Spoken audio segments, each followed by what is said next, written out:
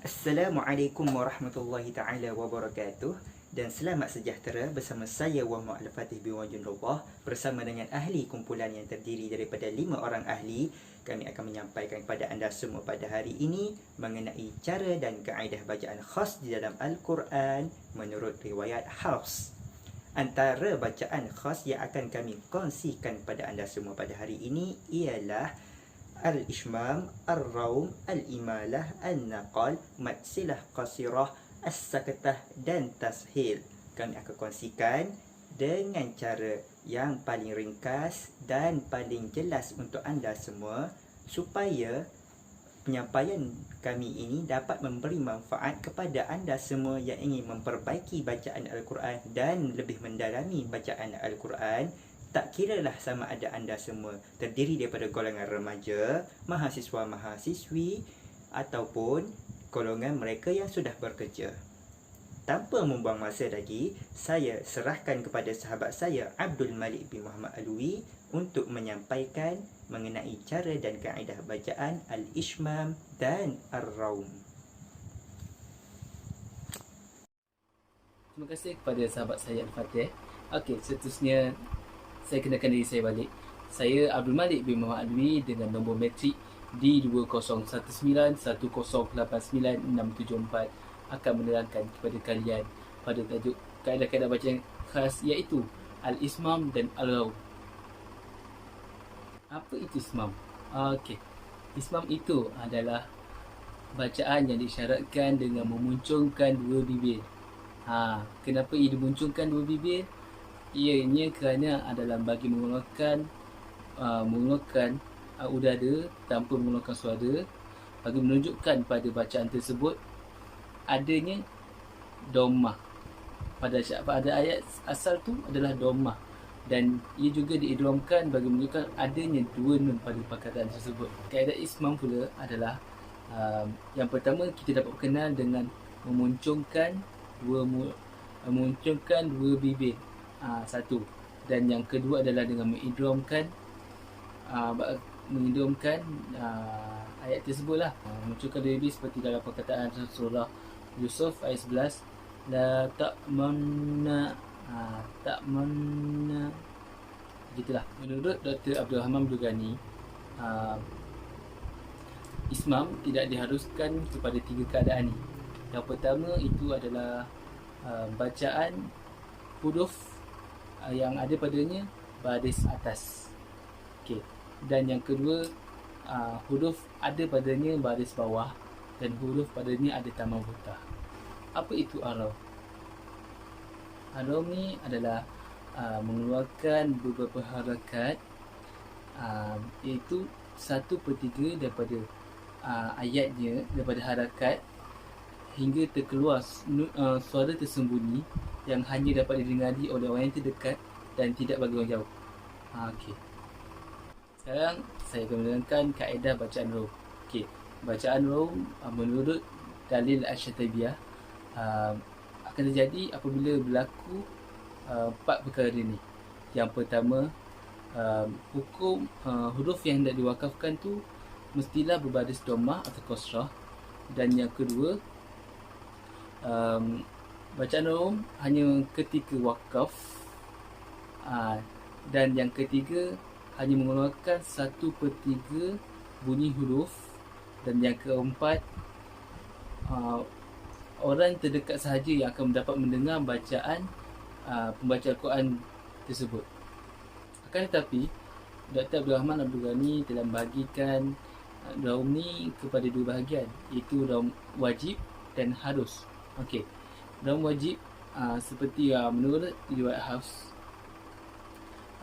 daripada gurunya Al-Asim, bacaan yang dituntut hanyalah daripada surah Al-Yusuf ayat 11. A'udzu billahi minasyaitonir rajim. قالوا يا أبانا ما لك لا تأمنا على يوسف وإنا له لناصحون. Dan raum harus pula pada perkataan yang berbaris hadapan, berbaris depan dan berbaris bawah, iaitu kasrah dan dhammah. Contoh macam dalam surah Al-Fatihah Bismillahirrahmanirrahim.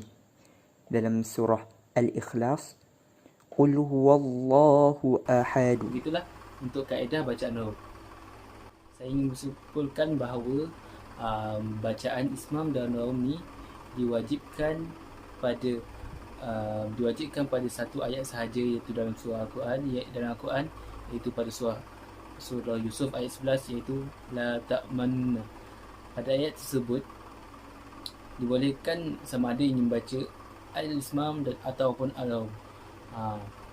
Dan kalau kita tengok dalam Rasmah Asmani, ulama Al-Quran telah bersetuju untuk meletakkan pada bacaan la ta'manna ni kepada huruf situ, mana di antara mim dan nun tu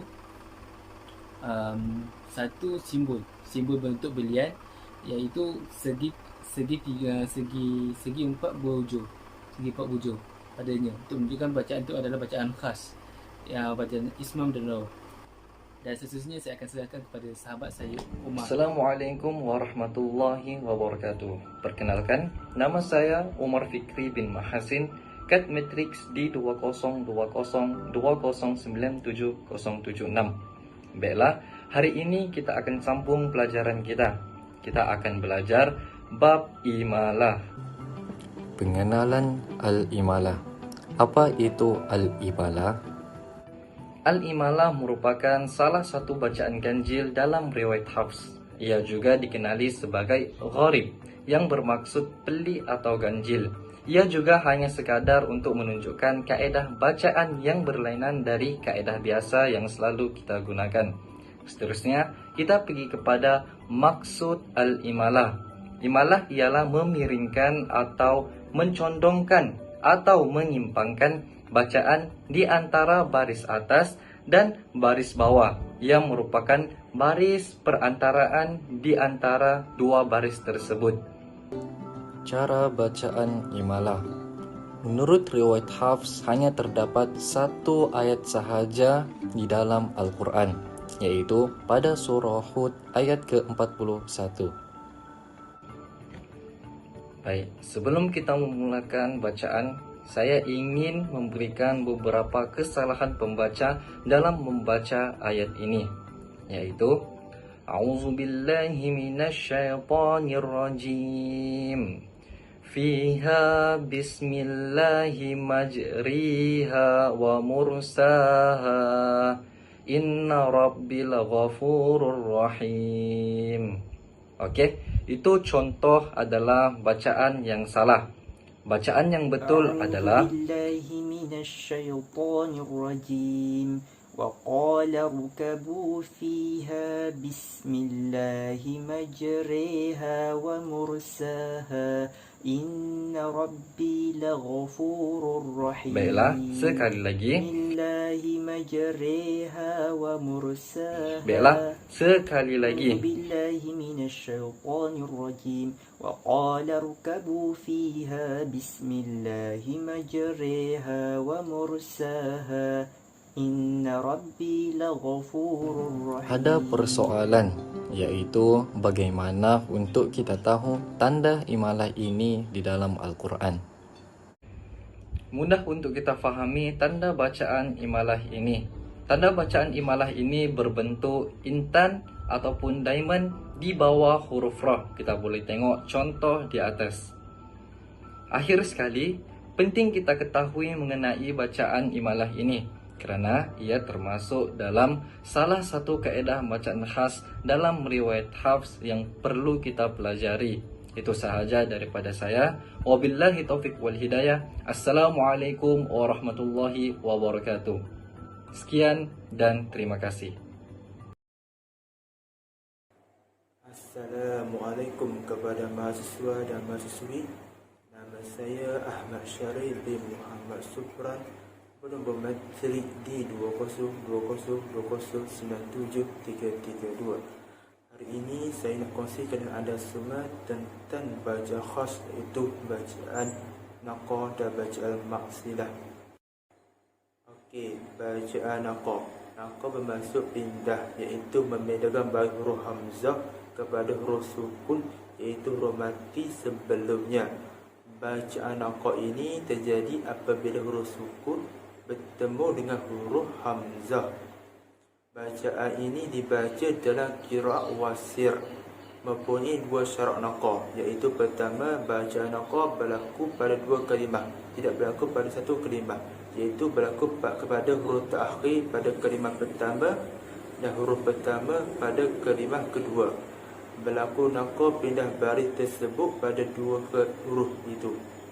Kedua, huruf sukun mestilah huruf yang sahih, iaitu huruf daripada huruf mat, iaitu alif, wa dan ya. Contoh bacaan man amana, baris pada huruf hamzah dinaqahkan, dipindahkan pada huruf nun sukun, iaitu nun mati sebelumnya menjadi mana-mana. Begitu juga dengan al-ardi dibaca dengan al-laqdi, al-akhiri dibaca dengan al-akhiri.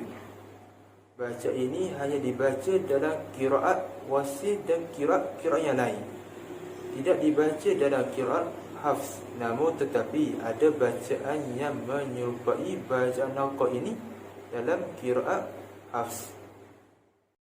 Bacaan naqah dalam bacaan qiraat hafs hanya terdapat satu saja tempat yang dibaca secara naqah, iaitu pada kalimah al-ismu, dengan membedakan baris huruf hamzah wasal kepada huruf lam sukun, iaitu lam mati sebelumnya pada kalimah al-ismu menjadi al-ismu. Pada surah Al-Hujurat ayat ke-11, bi'sal ismu fusuqun ba'dal iman, bi'sal ismu fusuqun ba'dal iman. Manakala bagi bacaan mat silah, mat bermaksud panjang, silah bermaksud sambun. Bacaan mat silah ini terjadi dan berlaku apabila huruf ha dhamir berada pada akhir kalimah. Bacaan mat silah ini terbahagi kepada dua bahagian. Pertama, mat silah qasirah. Qasirah bermaksud pendek. Berlakunya mat silah qasirah ini apabila huruf ha dhamir bertemu dengan huruf selain daripada huruf hamzah qata', dan juga dikenali sebagai mat silah surah, hanya dibaca sekadar dua harakat sahaja. Contohnya innahu lakum, innahu lakum. Cara untuk kita mengenali mat silah qasirah ini, terdapat ada huruf waw dan ya berbentuk kecil selepas huruf ha dhamir. Sekian daripada saya. Terima kasih. Saya akan serahkan kepada kawan saya sebenarnya untuk meneruskan perkongsian kami. Assalamualaikum warahmatullahi wabarakatuh. Nama Ahmad Fikri Azim bin Muhammad Arif. Pada kali ini saya akan sambung pada bacaan khas, iaitu bertajuk Baiklah, kita pergi pada pengertian saktah dari segi bahasa dan dari segi istilah. Dari segi bahasa, perkataan saktah pada perkataan saktah iaitu dalam Arab Muhammad diam. Istilah ilmi saktah bermaksud menghentikan bacaan tanpa memutuskan nafas sekadar, kemudian membacaan bacaan tersebut dengan nafas yang sama. Terdapat bacaan yang wajib, tah dan dua dan jaiz. Apa yang dimaksudkan wajib di sini dan apa yang dimaksudkan jaiz di sini? Sini bukanlah maksud menjalankan apa puasa, melakukan apa pahala, tetapi secara khususnya menurut para ilmu agama, wajib di sini membawa maksud tiada riwayat bacaan selain saktah. Maksudnya orang pembaca itu bila ingin mewasal bacaan satu bacaan itu yang mengandungi kalimah saktah, hanya saktah itu sahaja, tak ada pilihan yang lain. Tetapi jaiz membawa maksud di sini adalah seorang pembaca itu apabila ingin mewasalkan sesuatu bacaan itu, mereka mempunyai dua pilihan. Pilihan dia bagaimana kita akan lihat pada contoh-contoh selepas ini. Okey, kita sambung kepada bacaan saktah wajib dalam surah Al-Kahfi ayat 1 hingga ke 2. Okay, bagaimana cara bacaan yang mengandungi hukum saktah? Okey. Alhamdulillahilladzi anzala ala 'abdihi al-kitaba wa lam yaj'al lahu 'iwaja qayyima. Okey, kita berhenti dan saktah pada iwaja dan kita sambung dengan nafas yang sama pada kalimah qayyima. Okey, kita beralih kepada kita masuk terus kepada bacaan saktah wajib dalam surah Yasin. Bagaimana cara bacaan saktah yang menggunakan hukum saktah yang sebenar? Okey, cara bacaannya auzubillahi minasyaitonirrajim. Qalu ya wailana man ba'athana min marqadina hadza. Okey, kita saktah, kita tahan nafas pada kalimah marqadina dan kita sambung terus dengan nafas yang sama pada kalimah hadza. Okey, kita pergi kepada bacaan saktah wajib yang ketiga dalam surah Al-Qiyamah. Bagaimana cara bacaan yang mengandungi saktah? Okay, begini. Wa qila man raq. Wa qila man raq. Okey, kita saktah pada man dan kita sambung dengan nafas yang sama pada kalimah raq. Okey. Okey. Bacaan saktah wajib yang keempat dalam surah Al-Mutaffifin. Bagaimana cara bacaan yang mengandungi hukum saktah? Okay, begini caranya. Kalla bal rana ala qulubihim. Kalla bal rana ala qulubihim. Okey, kita saktah pada bal dan kita sambung dengan nafas yang sama pada kalimah rana. Okey, baiklah. Baiklah, kita masuk kepada bacaan saktah jaiz. Maksud tadi saya telah kemukakan jaiz di sini adalah mengandungi dua cara bacaan apabila seseorang pembaca itu ingin memasukkan bacaan. Okey, yang pertama, cara bacaan yang mengandungi hukum saktah. Bagaimana cara bacaannya? Ma aghna anni maliyah halaka anni sultaniyah.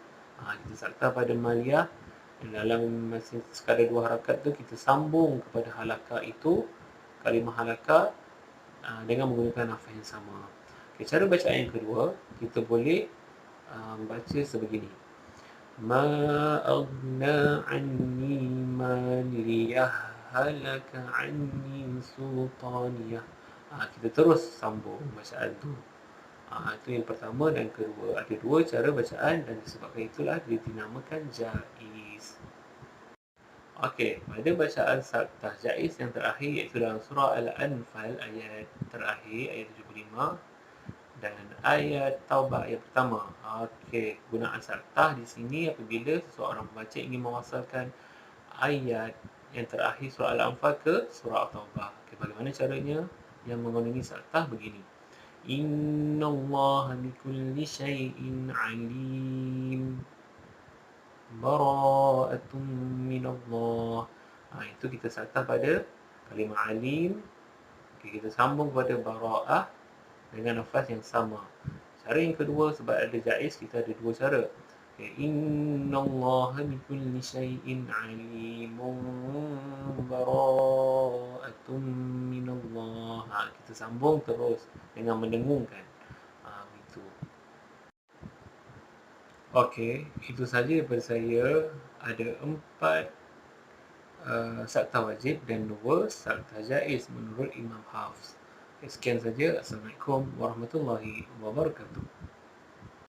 Bersama saya lagi dalam bacaan tashil. Tashil menurut Hasan Mahmud Al-Hafiz bermaksud dari segi bahasa memberi keringanan dan kemudahan, sedangkan dari segi istilah yang membawa maksud satu bacaan yang diringankan bacaan huruf hamzahnya kepada bacaan di antara huruf hamzah dan huruf alif jika berbaris atas, antara huruf hamzah dan ya jika berbaris bawah, dan di antara huruf hamzah dan waw jika berbaris hadapan. Tetapi di dalam riwayat Hafs, tashil hanya datang dengan berbaris atas. Sebab berlakunya tashil pula ialah kerana pertemuan dua hamzah di dalam satu kalimah. Okey, contoh bagi perkataan yang dibaca dengan hukum tashil ialah perkataan yang ada di dalam surah Al-Fussilat ayat 44 yang mana asalnya berbunyi a'jamiyyu. Perhatikan huruf hamzah, dua huruf hamzah bertemu di dalam satu huruf, dan perkara ini merupakan satu sebutan yang sukar bagi bangsa Arab. Disebabkan itulah adanya hukum tashil, iaitu untuk memudahkan bacaan dan memberi keringanan. Kerana itulah dinamakan tashil. Dan cara bacaan tashil iaitu daripada a'jamiyyu menjadi a'jamiyyu ataupun a'jamiyyu. Dan contoh lain kita dapat lihat pada contohnya di surah Al-An'am di dua tempat. Perkataannya ialah al-zakaraini, maka ditashilkan ataupun dimudahkan bacaannya menjadi al-zakaraini, al-zakaraini, dimudahkan bacaannya.